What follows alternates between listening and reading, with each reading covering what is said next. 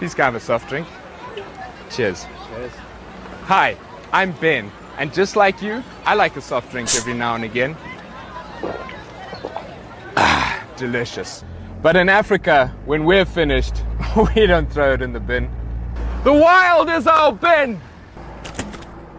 Tossa! But this is a problem. First, it's just rude. But more than that, it's terrible for wildlife. I mean, look at this crap. It's full of plastic. For elephants, that's not just uncomfortable, it's deadly. And nobody wants an angry elephant. So, we're doing something about it.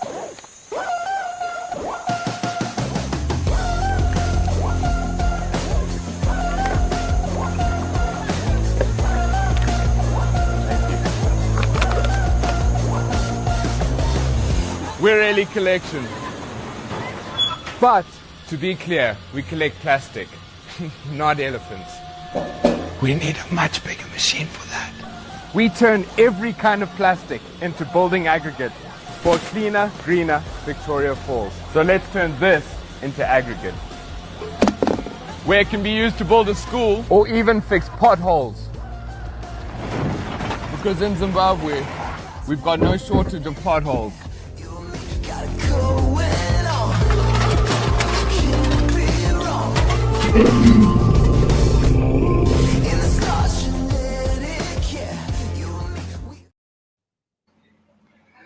Welcome to Champions Network TV, and ladies and gentlemen, today we are truly honored to have a pioneering change maker in our midst, someone whose vision founded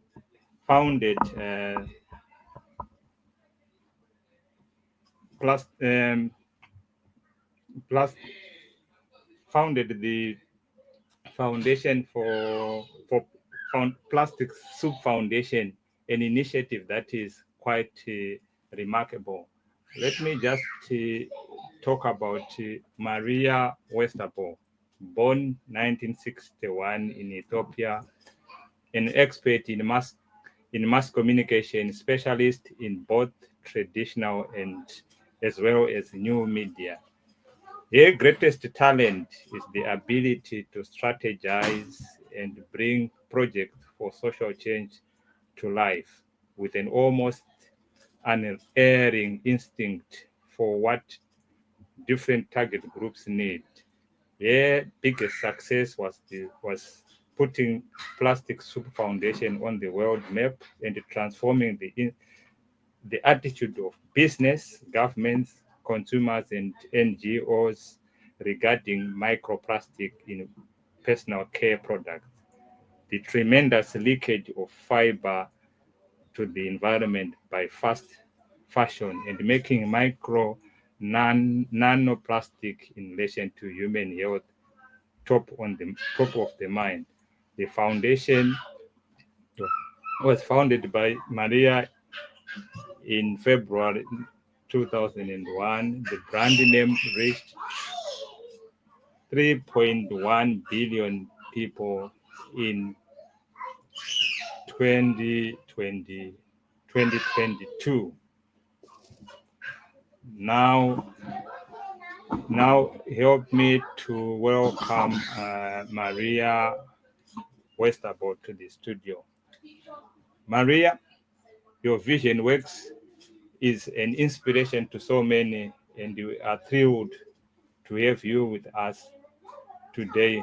Welcome to Champions Network TV. Thank you. It's an honor.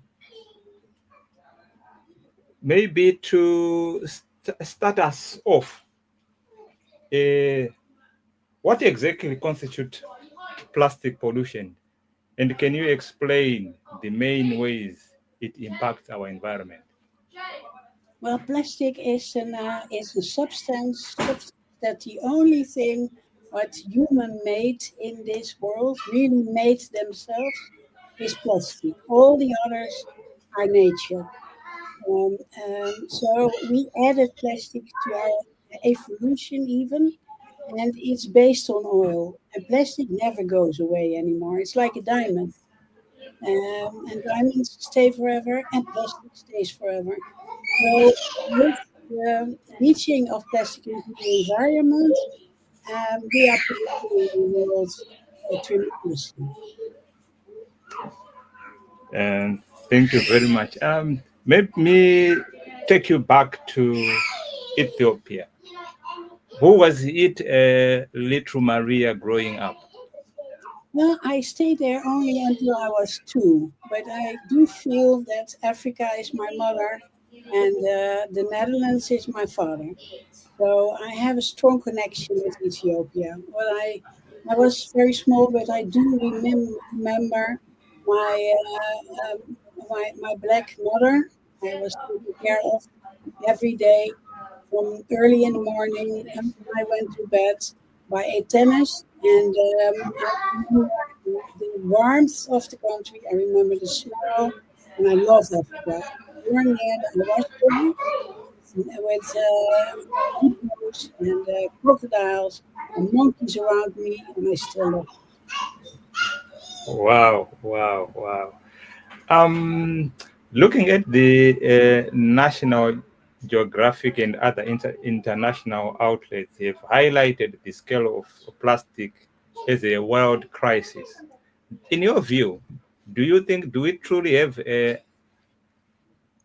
plastic pollution crisis? Yeah, it's a very severe plastic crisis.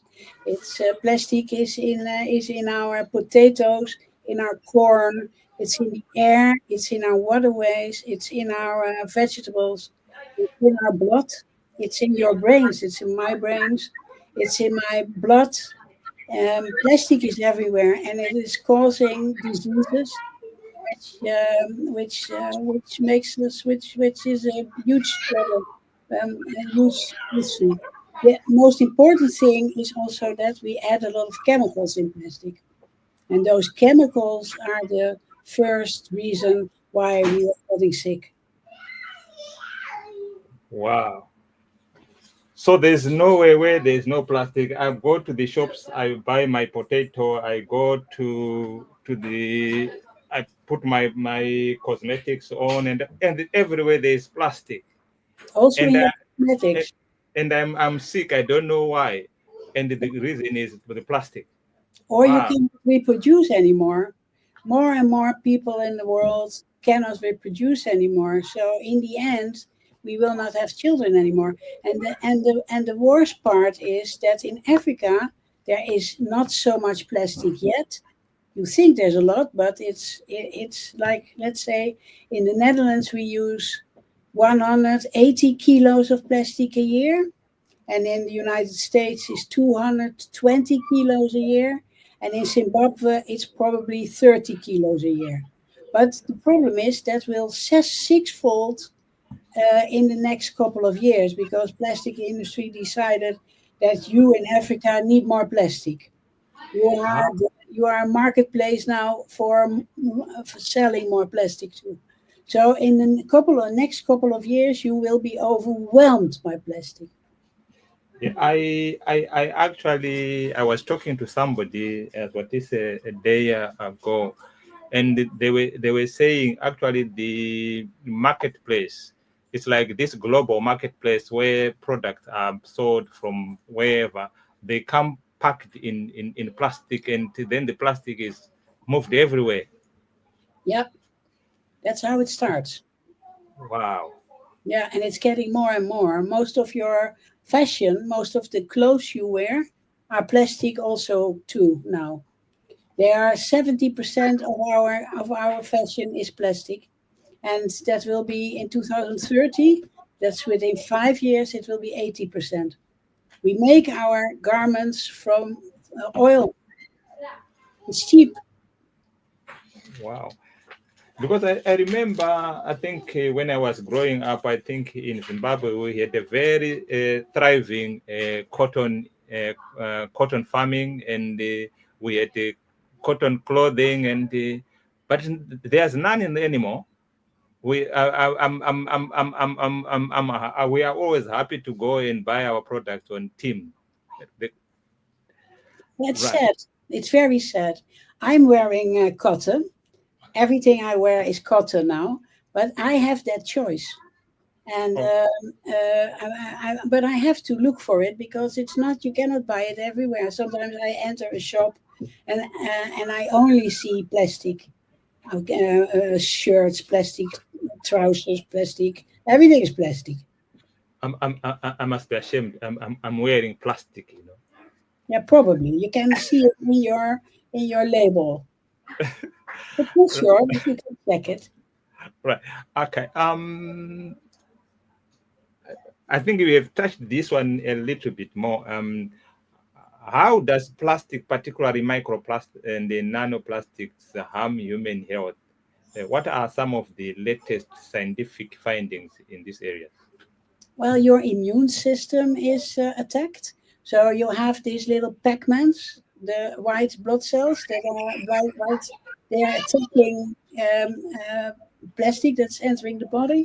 I call it a Pac-Man. And then they explode if they try because plastic is inert. So they get stressed and they die. So your immune system gets stressed and can turn against you. In the brains, it seems to cause dementia and Parkinson. It can cluster in your blood, so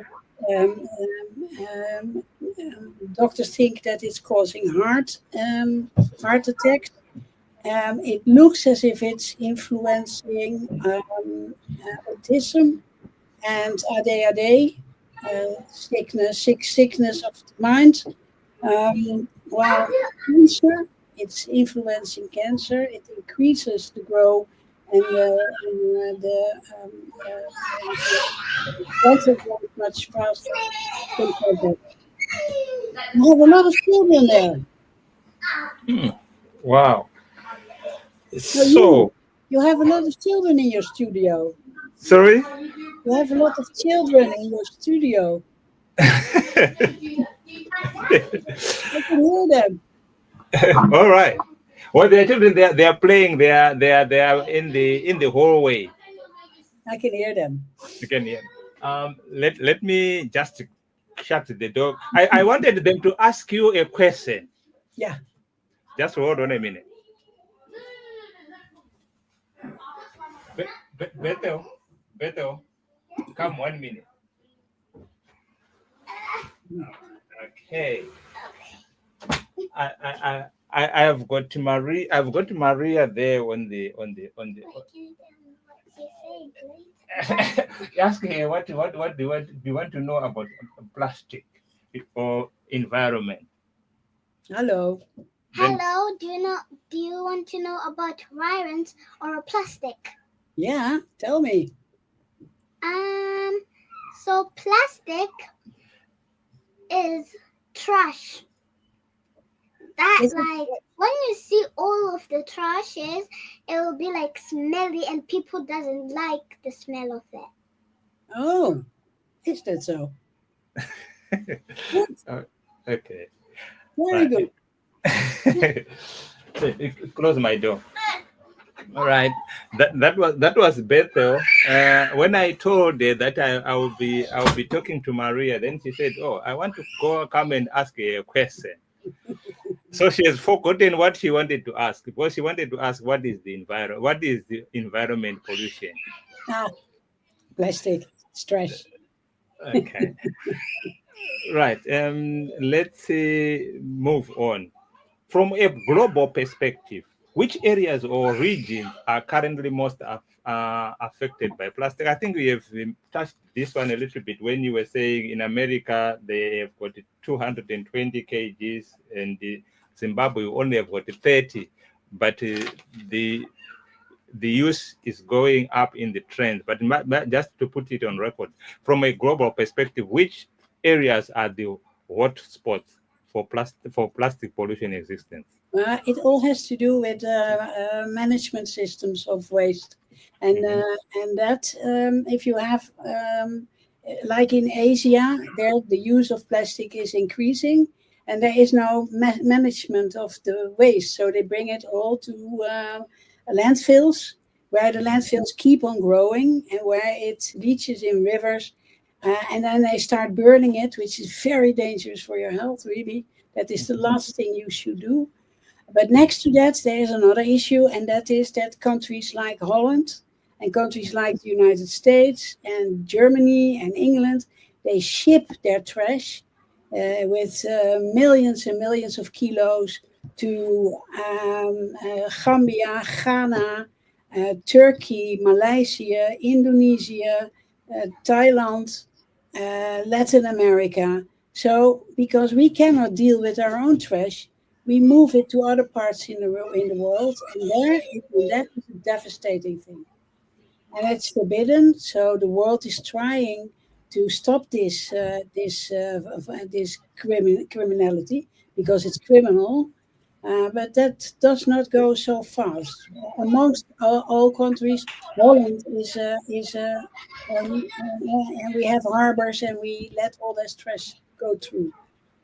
We are the second country in the world that you can say is guilty. I'm ashamed of that. My government is really not doing good. They're not doing good. Wow. Now let me take you. Let me take you back to February 2011, and you were sitting on your kitchen table and thinking about founding the Plastic Soup Foundation. What was going through your mind? Well, I already thought about the first time I heard of plastic soup, and that's plastic in the ocean. That was already in 2008, and I was really shocked. I had not realized myself that plastic does not go away. And by realizing myself that, I thought, but that happened under my watch. So when I was young, I had an iron little bike, and I had wooden toys, and then it became plastic dolls, and everything became plastic, and I had no clue. So growing up, all the plastic that was produced in the world was still there, and I was shocked as if I was hit by lightning. And then I decided in 2009 that I wanted to do something, and it took me 2 more years to found Plastic Soup Foundation. Wow. And what support structures did you have at that point? I know at that point you were sitting on the kitchen table in your house or wherever it was. And did you have any structure already, or you had to start from scratch this campaign? No, from scratch. What I thought was, if you want to, or yeah, I of course I worked 25 years in television, so I knew how to communicate, and how to bring messages to a big audience. So I started with what I called the Plastic Soup 3 days in the Netherlands at the end of 2011, and I gathered volunteers around me, and we organized a tour in Holland. We visited universities. We visited basic schools. We did press, and what we did also was inviting the guy who discovered the plastic soup, Charlie Moore from Long Beach, California, and with his colleague Marcus Ericsson from 5 Gyres, and we took them along, which made them very attractive for people in Holland, for the news, for the journals. So, and that made it easy for me to see how far we were in Holland, what we knew about plastic soup, and what we didn't know, and that was very little. So in 2012, I thought, let's start with let's bring the plastic soup closer to people in their homes, like a Trojan horse. So let's see if we can tell them that there is plastic in their toothpaste and that their children are brushing their teeth with plastic. And doing that became a tsunami of news that started in Holland, and women became very angry. And in 2011, it became in December 2011, it became world news by asking Unilever to stop with it. and that went viral. Wow. Wow. And I think you did a successful campaign. What do you call this? There's a ban now in The, Europe. There's a yeah. ban in Europe on plastic in cosmetics. It's forbidden, and there's still a phase out period. But I think within 3 years it must be on the packaging. This product contains microplastics, and people don't want that. So I think within 3 years it's done Oh, right. in Okay. Europe. It's gone. The, the, Right. ho- the Trojan horse is out. I'm proud of that. We did it in 10 years, a little bit more, 11 years. Um, I know fast fashion is often mentioned as a major culprit in releasing plastic fiber into the environment. Can you elaborate on the link between the fashion industry and plastic pollution? Well, these garments, they if you walk them, the cheap garments are like the clothes, the clothes of the emperor. You know that fairy tale. That's the king is thinking that he's wearing beautiful clothes and he's naked because there are no clothes. Yep. That's like we did some tryouts with garments. We washed them 5 times and they were gone. They Yeah. were eaten by the washing machine. So these clothes are made so badly that these fibers leach into the environment. Very cheap stuff. It's also leaching fibers in the washing machine, or when you wash it by hand, it's also releasing fibers. And it's in our air. At the same time, car tires are also very polluting, for example. Um, Car tires are maybe even more. It depends on where you live. Wow. Wow. So in 2022, your foundation reached an impressive 3.1 billion people worldwide. What initiative or strategies help you to connect with such a vast audience? Well, what we did were three things. Yeah, we made it well known worldwide through media that 7 out of the 10 big cosmetic brands were still adding plastic to cosmetics, which is quite a high number. So everybody reacted shocked. That news traveled the world.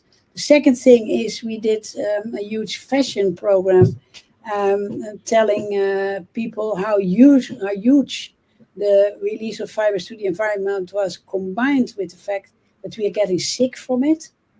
And the third part of it was releasing more and more information about the fact that plastic makes us sick. And we started with that in 2016, and that resulted in an avalanche of scientific research. Very proud of that we threw a snowball down a mountain with telling people that we were getting sick, and that science picked that up, and that now it's getting proved. And it's incredible what you can do if you're just brave enough to stand up against huge industries. Wow.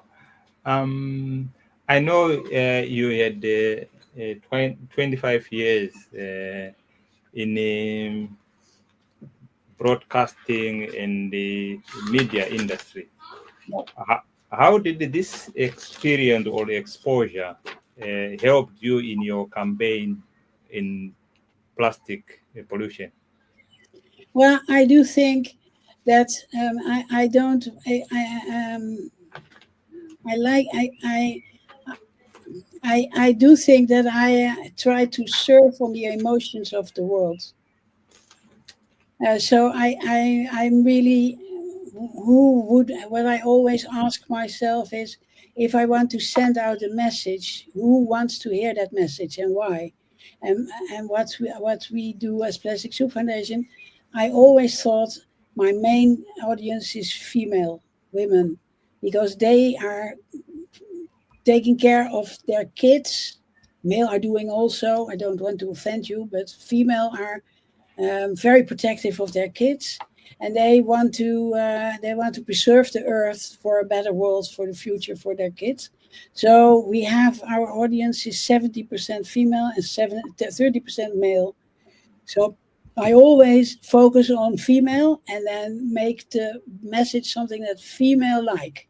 So I connect it to their kids, or I connect it with that their kids are getting sick, or that plastic is in the room already when a female is pregnant, that it's in the baby. That are messages that female don't like. Wow, wow, wow. Okay, your message resonate with your target audience, which are women and children. Yeah, Wow. male also, but Okay, yeah, a little bit less. a bit less. Yeah, they want male want to solve the plastic soup issue, and that's very good that they want to, but it's very difficult to solve it. So they they're heads over heel in, and they are trying and trying, and that's difficult. It's very difficult. I remember before we came onto the broadcast, I showed you our intro, and you, which was trying to manage plastics in Zimbabwe, and your comment was, it's okay to want to recycle, but we need to recycle in a way that will not harm the environment. Can you elaborate on that?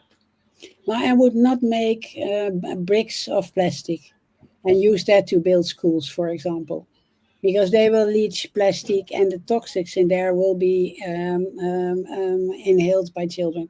So never make plastic bricks. That's no good. And never burn it in the open air. And don't recycle it in the open air. I saw the guy walking with this huge amount of plastic in a recycling factory without something to stop to help him not breathing it in. Always use how do you say not a mouth? How do you say mouth cap? No, don't say that. Um, Something what you used with COVID Or to the masks and to protect your nose and mouth. Never breathe in that smell. okay. In a recycling factory. Don't burn it openly. Don't touch it with your hands and put your hands then in your mouth. Take care. Plastic is toxic. Okay. I don't Now, want to make you afraid, but take care, right. especially children. Now, all our soft drinks, most of them, and water are in plastic bottles. Yeah, How do you drink your water if you do you use these plastic bottles? no, we don't need to. We have clean water from the tap. So in our country, it's a little bit stupid to drink water from plastic. But if I am in Zimbabwe, I drink it also from plastic because you have no choice. You have no access to clean water, do you? Or less access. Eh, yeah, yeah. Actually the water itself is, most of it is not accessible. We say we do boreholes and everything, but everything is leaching underneath there, and we think we are drinking clean water, yet it is also contaminated. As you have said, that in everything that we have, there is plastic. Yeah, and if you come in Holland, we have the cleanest water in the world. Um, Oh, we have water retrieval. We have water systems, water cleaning systems, which are incredibly powerful. So it's. But as soon as I am in Spain, the water is not drinkable for me either. So if I could, I would send you buckets of water. oh, that would That be would that be that excellent. that, that I would love to share our water with Africa. Wow, wow, wow. Now, I know the Plastic Soup Foundation. I know there was 3.1 billion followers by 2020. Well, they saw us. They did not follow us, but they heard our messaging. Or they've heard your message. Yeah. Or I wish I had 3.1 billion followers. okay, no, they've heard the message. But Yeah. now, what is the foundation now doing to continue with the fight against plastic soup? Well, we are still working on fashion because we need to go on with that until we did win that battle. We are working on health, still bringing scientists to a huge stage. I'm going to Geneva for the plastic treaty, for the negotiations, the last negotiations in Geneva in August of this year, bringing their scientists speak out. I bring there Shanna Swan, who knows everything about how we are not getting reproductive, how we cannot reproduce anymore, especially male. Which would mean the end of humanity, even she warns for. But I don't bring her there to tell that message. I bring her there because if we go on a very severe plastic diet, we can cure ourselves quite easily. So the message would be that science is turning a little bit their tactics, and more scientists are saying now, go on a plastic diet, refuse plastic, don't use plastic, don't buy things in plastic, don't throw it away like that, just put yourself on a plastic diet.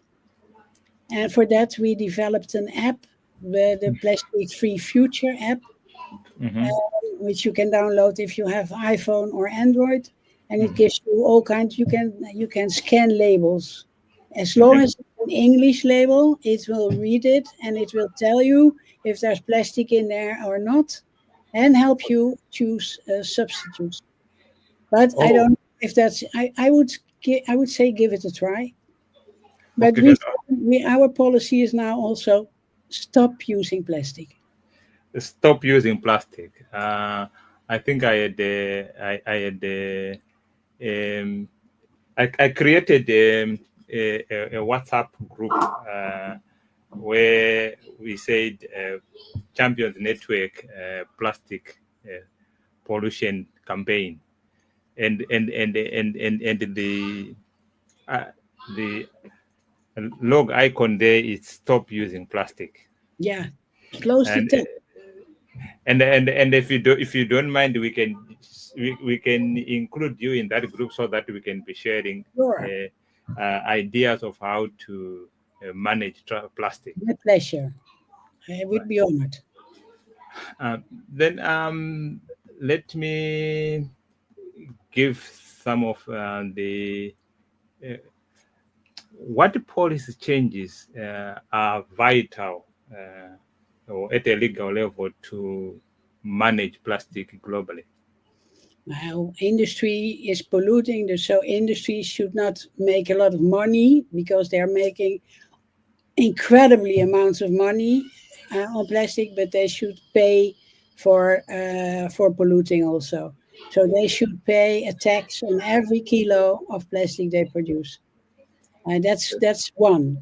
The second thing is we should ban all the chemicals in there.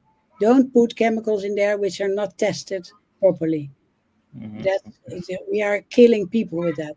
Third, let's put a ban on single-use plastic, throwaway plastic. You must know that we produce right now 500 million, no billion, no 500 billion kilos a year plastic, 500 billion kilos a year, and we throw almost 250 billion kilos a year away within 20 minutes. Within Wow. 20 minutes. And then you are looking at the biggest oil spill ever because we release almost 250 billion kilos of plastic into the environment, into landfills. And it's oil. 1 kilo plastic is 1 liter oil. One kilo plastic. Is 1 liter oil. Aye. So if you have plastic in your blood, you have oil in your blood. Wow. Wow. Uh-oh. Ingrid, Okay. Right. Ingrid. We are now coming to our close. Sorry, there was a lot of noise on my side. Okay. If there is a government official who will be listening to our broadcast, or a young man, a young woman, a child who will listen to this broadcast, what advice will you give them? I would say take it into your own hands. If you are young, become a become a change maker. Start from the bottom and take it in your own hands in your own school. Start spreading the message, clean it up around you. Tell people not to use so much plastic and not throw it away that easily. Ask people to cut down on their plastic use and do it yourself also. We are looking for change makers all over the world. That is very important. And if you are older, please take care of your children because they need a plastic-free future. Let's make this a clean and better world again for all of us. I would say, because what we're doing right now, that's no good, and we need hope, and we need to do it all of us, because as long as industry and governments are choosing profit over planet, that's not the way we need to go. That's not the way. Wow, wow, that's quite a powerful one. No, just as a final one, we know plastic pollution knows no borders. How can countries, organizations best collaborate to create a lasting global solution to plastic pollution? Well, we have this plastic treaty negotiations in Geneva, in Switzerland, this next month, where I will be. And Africa is standing strong in saying no. Ethiopia calls it a public health crisis, plastic. Rwanda is very angry. A lot of African countries are very angry on the world, but also over 100 countries are now saying no. And we have only a little few, so the Saudi Arabia states and unfortunately Trump and the United States are saying, yeah, we need that oil and we need plastic and we cannot live without it. So I hope that those 100 countries stand up, unite their forces and keep on saying no. Kun je iets zachter doen? Okay. Wow. And I think when you go to Geneva next month, we might also have an opportunity to get in touch with you, and we might also broadcast what will be happening in Geneva in your spare time. Would that be possible? Yes, sure. And I also have a cameraman with me. Oh, that would be food. Yeah. That would be even greater. The director. Yes, and I am thinking of creating a plastic pollution campaign for Champions Network TV, yeah. and we will be airing more of this, and I can't thank you enough, Maria. When I was typing the email to invite you, I was just keeping my finger crossed to say, oh, will she come along or not? Yeah. But I feel honored to be talking to you. I am honored. And particularly say you saying that you saying that Africa is now standing strong against this plastic. It gives me a sense of hope and a sense of direction. Now, let me just give our viewers our closing remarks. Let me try to find the delegates of Zimbabwe in Geneva and see if I can ask them some questions. Wow, that would be great. That would be great. Actually, I would appreciate that. So, Maria, on behalf of Champions Network TV and our valued viewers, I want to express our heartfelt gratitude for your time and for the invaluable insights we have shared with us today. Your dedication to raising global awareness about plastic pollution, especially the effects on both the environment and the human health, has sparked important conversation within ourselves and action that needed to be done. As you have said, that even children, they can start campaigning at their schools across continent. Your journey from founding the Plastic Soup Foundation to reaching over 3 billion people worldwide is truly inspirational.